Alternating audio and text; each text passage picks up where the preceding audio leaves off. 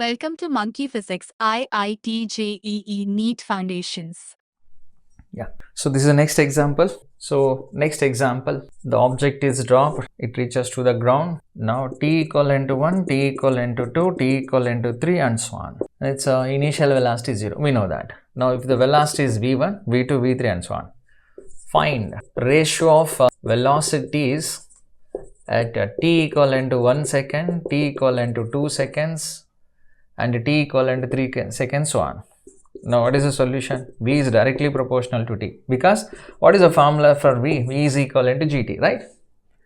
Now V is directly proportional to t means v1 is to v2 is to v3 and so on is equivalent to 1 is to 2 is to 3 and so on. Yeah.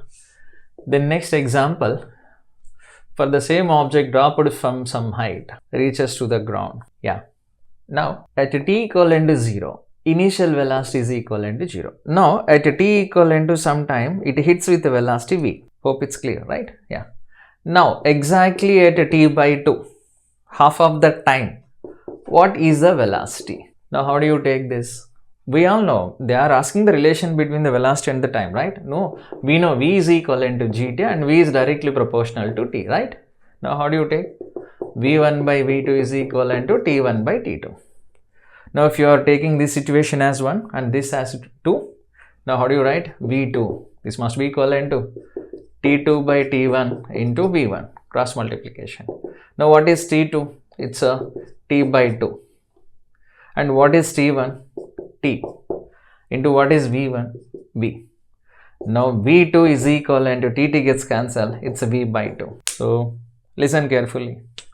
When object is dropped from some height, it reaches to the ground with a speed of 40 meters per second and the time taken to reach here it is 4 seconds, isn't it? Then at t equivalent to half of this value, that is 2 seconds, what is the velocity means v by 2 na? So 40 by 2, so we'll give you 20 meters per second, that we know already.